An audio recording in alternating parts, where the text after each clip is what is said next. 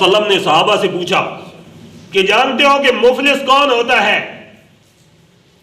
مفلس، صحابہ اکرام نے کہا اللہ کے نبی مفلس وہ ہوتا ہے جس کے گھر کے اندر کھانے کے لیے کچھ موجود نہ ہو، جس کے پاس کھانا موجود نہ ہو، جس کے پاس رہنے سہنے کا انتظام نہ ہو، جو فقیر آدمی ہو۔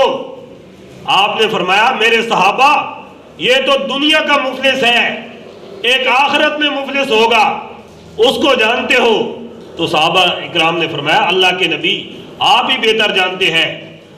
اللہ کے نبی صلی اللہ علیہ وسلم فرماتے ہیں یہ تو دنیا کا مفلس ہے جو آپ کو ایک فقیر اور مسکین نظر آتا ہے، لیکن آخرت کے اندر مفلس وہ ہوگا کہ جس نے زکوٰۃ بھی دی ہوگی، جو نمازیں بھی پڑھتا ہوگا، جس نے حج بھی کیے ہوں گے اور نیکیاں بھی کرتا ہوگا، لیکن اس نے لوگوں کی حق تلفی کی ہوگی، اس نے لوگوں کا حق کھایا ہوگا، دوسروں کی زمینوں پر قبضہ کیا ہوگا، اس نے اپنی بہنوں کا حق کھایا ہوگا اور دوسرے مسلمانوں کے ساتھ زیادتی کی ہوگی۔ وہ قیامت کے دن آئے گا تو رب العالمین اس سے پوچھیں گے کہ دنیا کے اندر کیا کر کے میرے دربار میں حاضر ہوا ہے؟ کہے گا اللہ کے نبی یا رب العالمین میں نے نمازیں بھی پڑھی ہیں، میں نے حج بھی کی ہے، میں نے زکوٰۃ بھی دی ہے، لیکن اس نے لوگوں کی حق تلفی کی ہوگی۔ رب العالمین جن کی حق تلفی کی ہوگی اس کی جو نیکیاں ہیں ان کے کھاتے میں ڈالی جائیں گی، جن کے ساتھ زیادتی کی گئی ہے ان کے کھاتے میں نیکیاں ڈالی جائیں گی، حتیٰ کہ اس کی ساری نیکیاں برابر ہو جائیں گی۔ جتنی نیکیاں ہیں جن کے ساتھ زیادتی کی ان کے کھاتے میں ڈال دی جائیں گی، کوئی نیکی بھی نہیں بچے گی۔ اس کے بعد جن کے ساتھ زیادتی کی گئی ان کے جو گناہ ہیں اسی کے کھاتے میں ڈالے جائیں گے، جس نے اپنے بھائی کے ساتھ زیادتی کی ہے، اور گناہوں سے پڑھنا بھاری ہو جائے گا۔ تو بڑی بڑی نمازیں لے کر آئے گا اور بڑی نیکیاں لے کر آئے گا، لیکن ساری ضائع چلی جائیں گی کیونکہ اس کے معاملات ٹھیک نہیں تھے۔ تو میرے دوستو آپس کے اندر معاملات کو درست کرو۔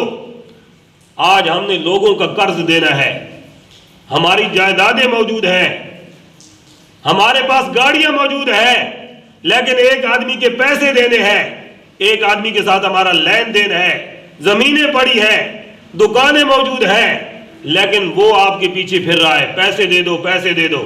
آپ کہتے ہیں کل دیں گے، کہیں سے آئیں گے تو دے دیں گے۔ یہ ابھی سے معاملات درست کر دو، وگرنہ نمازیں آپ کو فائدہ نہیں دیں گی، آپ کی یہ چلی جائیں گی۔ نیکی تو آپ کی ہوگی لیکن اس کے کھاتے میں ڈالی جائے گی اور آپ کی ساری نیکیاں ختم ہو جائیں گی۔ آپس کے اندر معاملات کو درست رکھنا یہ بہت اہم اور پیچیدہ معاملہ ہے، اس کو درست کیجئے۔ رب کی توحید کے بعد، رب کی وحدانیت اور آپ صلی اللہ علیہ وسلم کی رسالت پر ایمان لانے کے بعد سب سے اگر کوئی اہم چیز ہے تو وہ حقوق العباد ہے۔ یہی دو حق ہیں بنیادی طور پر مسلمانوں پر، حقوق اللہ اور حقوق العباد۔ رب العالمین کا حق ہمارے اوپر یہ ہے کہ اس کی خالصتاً عبادت کی جائے، اس کے اندر کسی کو شریک نہ کیا جائے، اس کو وحدہ لا شریک مانا جائے، اس کو اپنی ذات میں، اپنی صفات میں اکیلا مانا جائے، مشکل کشا اور حاجت روا مانا جائے، عالم الغیب مانا جائے، اس کے سوا نہ کسی کو مشکل کشا مانا جائے اور نہ کسی کو عالم الغیب مانا جائے۔ یہ رب کا حق ہے، اور اللہ کے حبیب صلی اللہ علیہ وسلم کا حق یہ ہے کہ ان کی رسالت پر ایمان لایا جائے، ان کو خاتم النبیین مانا جائے، یہ ان کا حق ہے۔